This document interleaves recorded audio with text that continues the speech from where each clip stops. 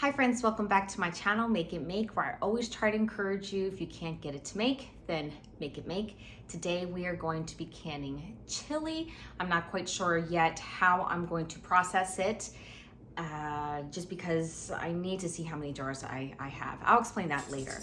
But anyway, let's get started. So the recipe that I'm going to be using, I'm going to use it from the book called The Taste of Home. Sorry, you can't see that. The Taste of Home cookbook.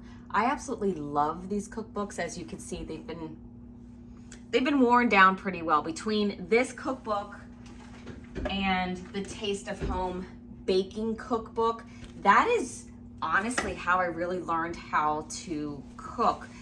Because, I mean, this was like, what, 18 years ago, 19 years ago, where I was just newly married and I did not know a whole lot at all. So having books like this was great. So I still refer to this chili recipe, which is awesome.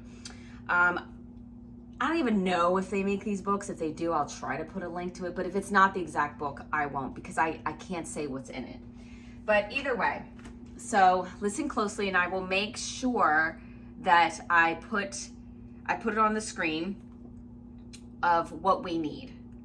So for chili, we need 1.5 pounds of ground beef, 1 cup of chopped onion, 4 garlic cloves minced, 2 cans, 16 ounces each, of kidney beans rinsed and drained, 2 cans, 15 ounce each, of tomato sauce, 2 cans, 14.5 ounces each, of diced tomatoes or stewed tomatoes, 1 cup of water,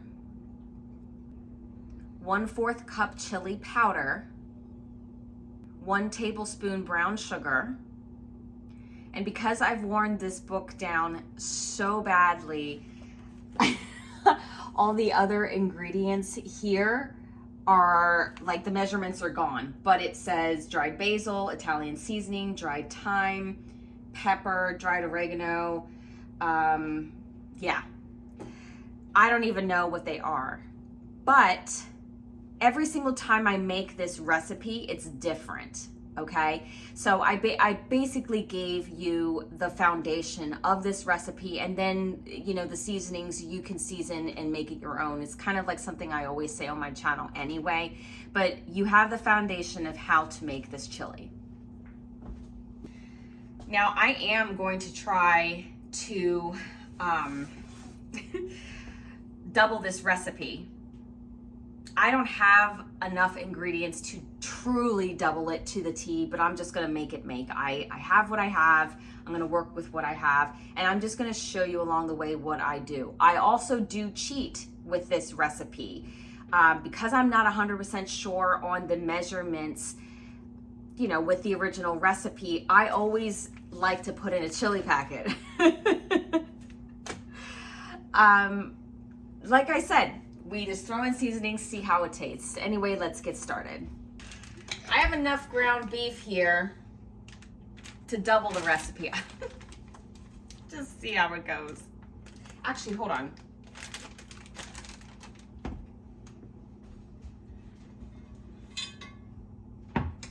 I want you all to have a better view. I would just cook it all in one pot, because that would make more sense, but you guys have to see what I'm doing here. So I have all my ground beef in here, and we're just gonna brown it till it's fully cooked. Do that again. While our ground beef is cooking, we're gonna cut up some onions and fresh garlic.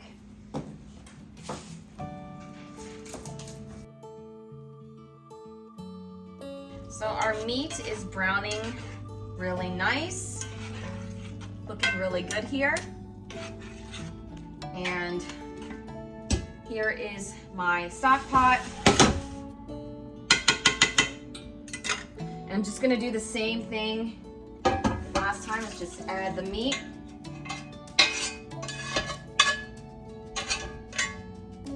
To my stock pot. I'm gonna put my pot to the side because I still have some things I like to do here, which is cook my onions. I'm gonna add a little bit of olive oil. And to that olive oil, I'm gonna add our onions. Now, if you want to, you could just do your meat and your onions together, but I'm finding out through making all these recipes, I like to cook my onions separately. Our onions are nice and translucent, so I am going to add the garlic. So we have our ground beef in here, and I did leave all the fat in here. Some people will drain the fat, that's fine, you can certainly do that, but for me, my family needs the calories. I just want the extra calories for this meal. I'm going to take our onions and garlic and add them to the ground beef.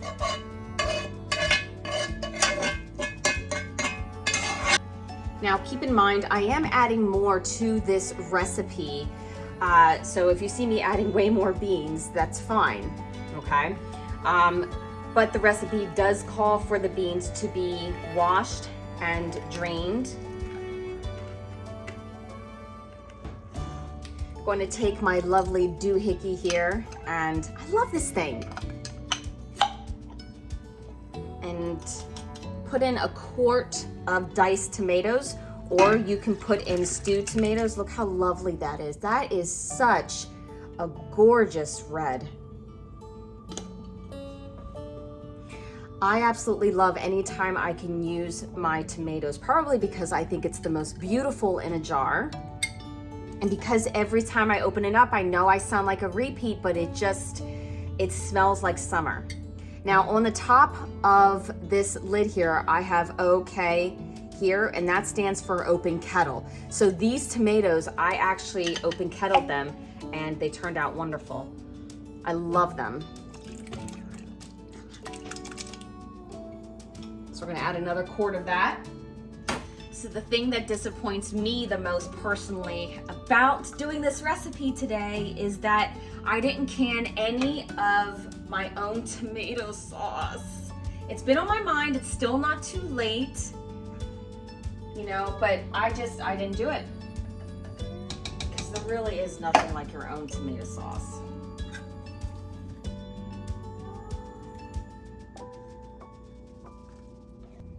Add some water.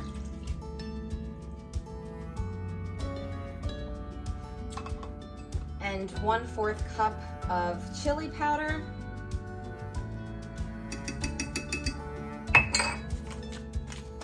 Now remember, I told you that I cheat and I add a packet of McCormick's chili.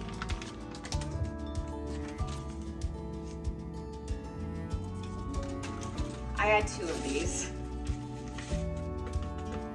And I do add some brown sugar. Gonna add the brown sugar. Now we're just gonna mix it.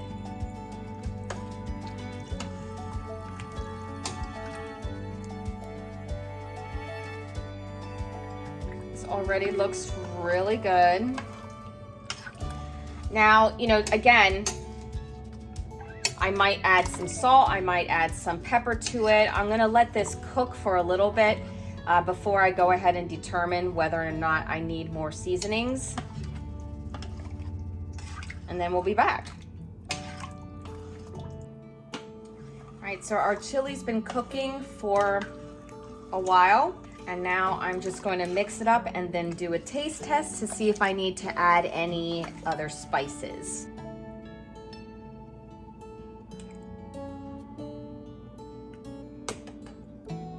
I think I'm gonna add a little bit more salt.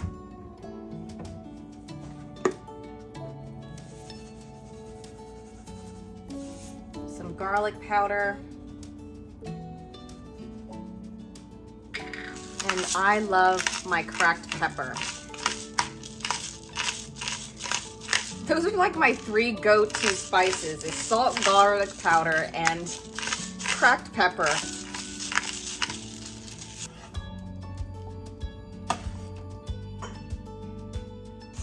Pardon me. Regular mouths. I think they're all regular mouth. Yeah. Whew. Okay, so I am not quite sure whether or not yet I'm going to water bath this recipe or pressure can it.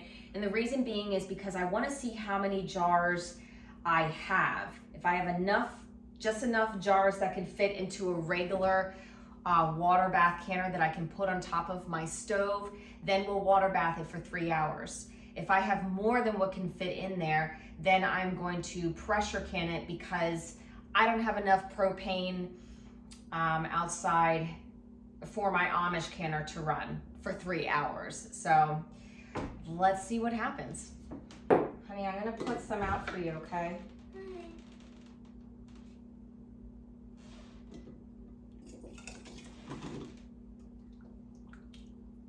Do you like more chili or more pasta?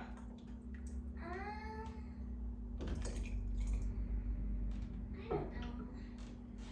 I guess half and half. Is that enough for dinner and supper? I mean, for lunch and dinner? What if I want seconds? Okay, then I'll fill it up. That's a good point. All right, I have a whole quart for you. Okay. I'd be surprised if you can go through a whole quart for supper and lunch. This is like the perfect day to do chili because it's nice and cold outside. Woo! Yikes, I filled it up way too high. I'm trying to leave about a ½ inch of head space. I'm sorry, I said that wrong. 1 inch head space. Wipe the rim. And honestly, I say this a million times. I know you guys know this, but especially when I'm working with something like meat, I want a really good lid. I need a brand new lid because the last thing I want to do is throw away or pitch something because it didn't seal correctly. Because it's expensive, especially any type of recipe that has meat in it. So I use a Frajars lid. I do have a promo code. It's called Makeitmake, all caps, for 10% off. Here's our first jar.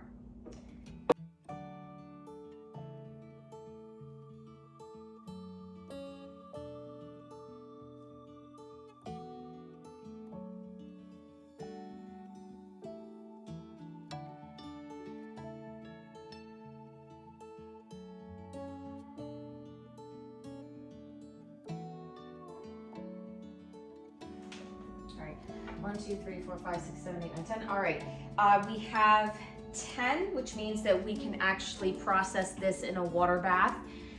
I am happy about this. I didn't have the propane to do the water bath.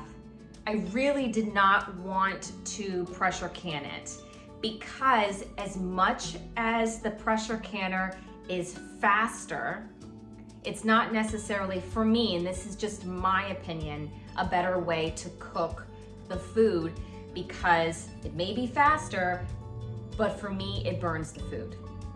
And I feel as if it just tastes different. And the last time I processed chili in the pressure canner, it tasted overcooked. And I don't like that. I know it could be really inconvenient to do a 3-hour water bath, but I have the time today and I'm fine with it.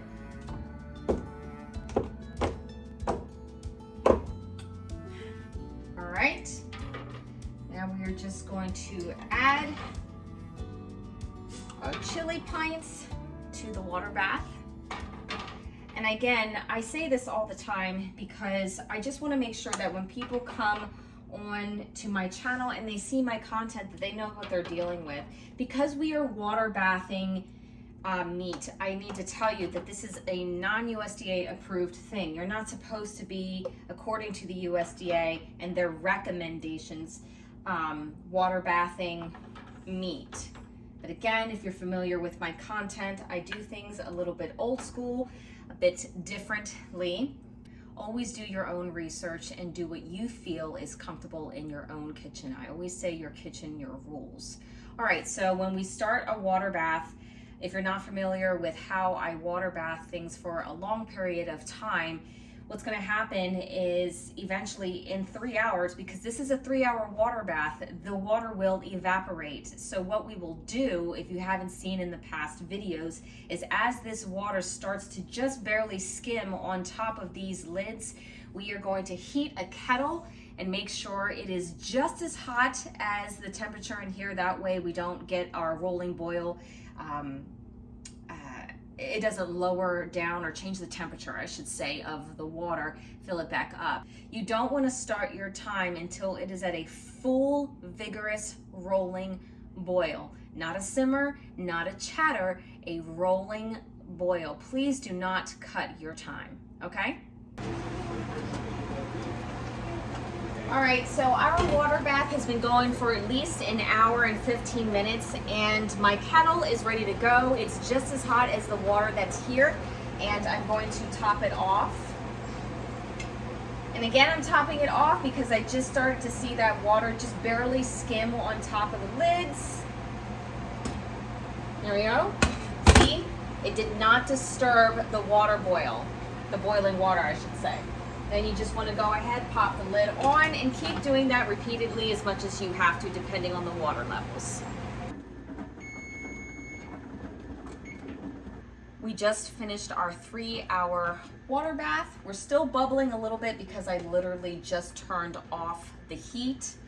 Here's the thing, I don't like to take my jars out immediately. Now that's whether I'm pressure canning or water bath, it doesn't matter.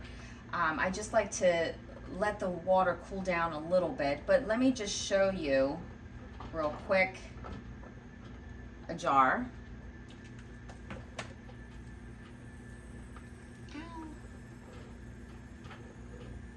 Looks beautiful. We'll take a closer look at them tomorrow morning. I'm just going to let them settle in a little bit, and then I'll take them out, put them on the counter, let them seal overnight, and we'll take a closer look in the morning. All right, so it is the next morning,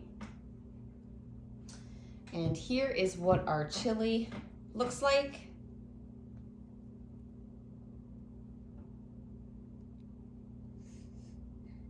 I'm really happy with how it turned out.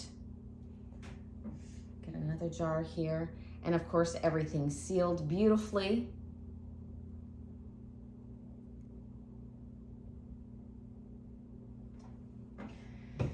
I have 10 jars. I would have loved to have had like 20, but I'll just can some more as we run out. That's just the way that it is with a working pantry. You know, you just eat it all and then you just re-can it.